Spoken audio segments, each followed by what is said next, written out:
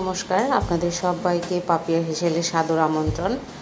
সবারই নিরামিষ দিনে দ্বন্দ্ব থাকে যে আজকে কী রান্না করতে হবে।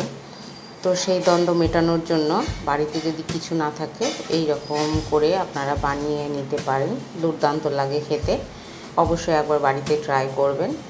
তো চলুন এই রেসিপিটি শুরু করা যাক। প্রথমে এখানে আমি একটি মাঝারি সাইজের পেঁপে নিয়ে নিয়েছি। পেঁপেটাকে গ্রেট করে আমি জল ঝরিয়ে নিয়েছি। আর এখানে মুগ ডালটাকে আমি আগে থেকে ভিজিয়ে রেখেছিলাম। আপনারা চাইলে যে কোনো ধরনের ডাল এখানে ব্যবহার করতে পারেন। ডালটাকে বেটে নিয়েছি কয়েকটি কাঁচা লঙ্কা দিয়ে। আর এর মধ্যে এবার মুগ ডাল আর বাটাটা আর কাঁচা পেঁপে যেটা গ্রেট করে নিয়েছি সেটা একসঙ্গে দিয়ে একটু আদা আর জিরে বাটা আর তার সঙ্গে হলুদ লবণ মিশিয়ে আমি ভালো করে মেখে নিয়েছি। নেবার পরে একটি পাত্রের ভেতরে আমি তেল দিয়ে ভালো করে মাখিয়ে নিয়ে সেটাকে বসিয়ে দিয়েছি। এই যে দেখুন এইরকম করে জলের ভেতরে বসিয়ে দেওয়ার পর মোটামুটি 15 থেকে 20 মিনিটের মধ্যে এটা রেডি হয়ে গেছে। এই যে দেখুন এরকম পিস করে কেটে নিয়েছি। সমস্তগুলো একসঙ্গে কেটে আমি নেব। এই যে দেখুন কেটে নেবার পরে এই যে দারুণ লাগছে দেখতে।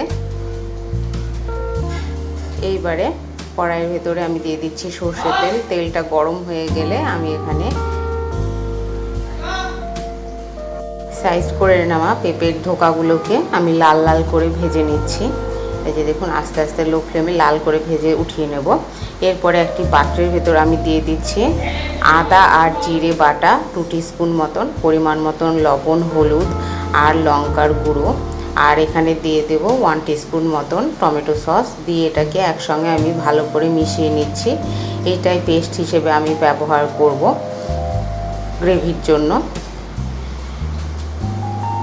এই যে দেখুন ধোকাগুলো একদম রেডি হয়ে গেছে। এবার উঠিয়ে নিয়েছি। এবার কড়াইয়ে তেল রয়ে গেছিলো, সেই তেলের ভেতরে আমি তেজপাতা আর গোটা সাদা জিরে একটুখানি দিয়ে দিলাম 1/2 টিস্পুন মতন। দিয়ে দেওয়ার পরে যে মশলাটা রেডি করে নিয়েছিলাম সেই মশলাটা দিয়ে কিছুক্ষণ নাড়াচাড়া করে এই যে দেখুন মশলা থেকে তেল ছেড়ে দিয়েছে। এই মুহূর্তে আমি আগে থেকে ভেজে রাখা আলু যেটা লবণ হলুদ দিয়ে ভেজে রেখেছিলাম সেটাকে দিয়ে দিলাম। দিয়ে একটুখানি নাড়াচাড়া করে আমি এখানে পরিমাণ মতন জল দিয়ে দিচ্ছি। জলটা দিয়ে ফুটে উঠলে আমি ধোকাগুলোকে এর ভেতরে দিয়ে দেব।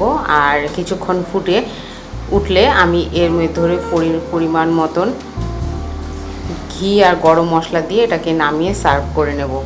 আজকের এই নিরামিষ রেসিপিটি আপনাদের কেমন লাগলো অবশ্যই কমেন্টের মাধ্যমে জানাবেন। লাইক করবেন, শেয়ার করবেন বন্ধু বান্ধব আত্মীয়দের মাঝে।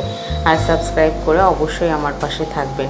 এই যে একদম রেডি নিরামিষ দিনের জন্য পারফেক্ট রেসিপি। সবাইকে ধন্যবাদ।